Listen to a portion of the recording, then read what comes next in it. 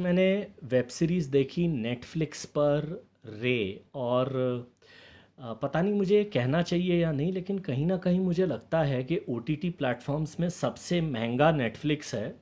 और सबसे ज़्यादा ऊंची दुकान फीका पकवान वाला कंटेंट अगर मुझे लगता है किसी एक ओटीटी प्लेटफॉर्म के पास है तो वो है नेटफ्लिक्स। आज मैं देखने बैठ गया रे। और इसको बहुत ज़्यादा ढिंढोरा नगाड़े बजाकर हमारे सामने रखा गया कि सत्यजीत रे की कहानियों पर आधारित। और अक्सर ये भी हो जाता है कि जैसे कोई कह दे सत्यजीत रे तो थोड़ा सा हिम्मत लगती है ये कहने में कि चीज़ में उतना दम नहीं है।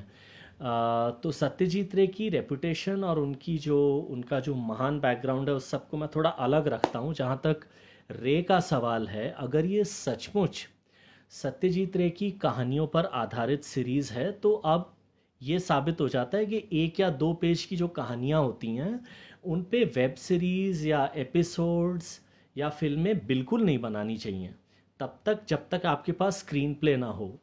अ, मुझे लगता है कि 20 मिनट, और ये तो अब ओटीटी कंटेंट बनाने वालों की इतनी सर्टिफाइड बीमारी हो गई है कि उनके पास एक्चुअल कंटेंट होता है 15 मिनट का, लेकिन ऐसी चंगेज़ खान छाप जिद लेके मैदान में कूदते हैं कि हम तो गुरु 5.5 घंटे से नीचे कुछ बनाएंगे नहीं।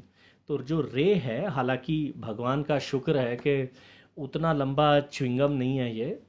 हैं ये चार कहानियाँ लगभग आपकी ज़िंदगी के 3 साढ़े 3 घंटे के आसपास ये बर्बाद करेंगी। एक एक कहानी, बल्कि जो आखिरी कहानी है वो तो शायद 1 घंटे की है, जो एक बहुत ही फेमस दीदी माँ टाइप कैरेक्टर हुआ था उनके ऊपर हैं। लेकिन मैं शुरू करता हूँ। जो पहली कहानी है अली फजल वाली, जो एक बहुत ही फेमस टेकी और कंप्यूटर ब्रेन टाइप आदमी के ऊपर आधारित कहानी है, वही एक कहानी है जो थोड़ा बहुत देखने लायक है।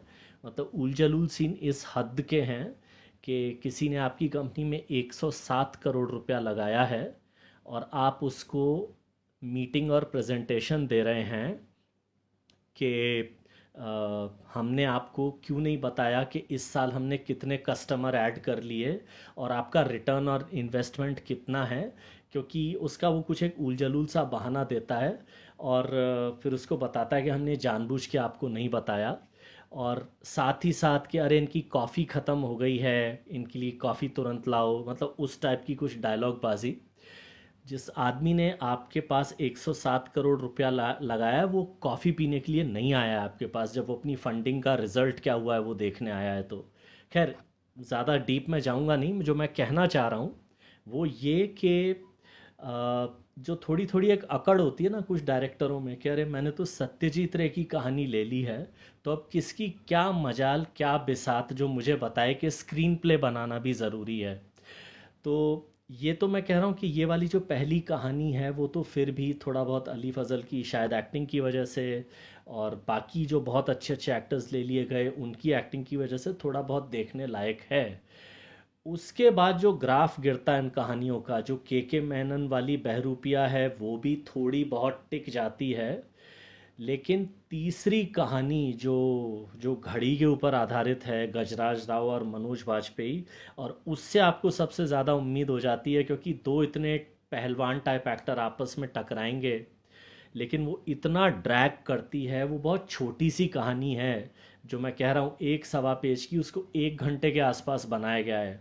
उसमें ना मोमेंट बन पाते हैं तो आपने गज़ल ठूंस दी, उसमें आपने फालतू के स्लो मोशन ठूंस दिए। और जब तक चौथी कहानी आती है तब तक तो आप इतना पक चुके होते हैं कि आप फॉरवर्ड फॉरवर्ड करके देखते हैं। तो ये जो सीरीज़ है ये इसी बात का एग्जाम्पल है कि वही पुरानी अकड़ के, यार हमने तो सत्यजीत रे की कहानी ले ली और हमने इतने महान महान एक्टर ले लिए और लोगो तो नेटफ्लिक्स का है, तो गुरु इंटेलेक्चुअल चीज़ तो बनेगी बनेगी। जिसको समझ में नहीं आया वो गंवा रहे हैं, हमारी कोई गलती नहीं है। तो ये जो रे है इसको आप अगर देखना चाहें तो देख लीजिए। लेकिन इतनी बोरिंग पकाऊ सीरीज़ है कि आप सोचेंगे वही जो काफ़ी ओटीटी कंटेंट देखने के बाद अक्सर मेरे जैसे लोगों की ओपिनियन होती है कि ये ओटीटी का रिव्यू करना भी ज़रूरी है क्या। तो ये बहुत ही पकाऊ सीरीज़ है, इससे आप दूर रहिए।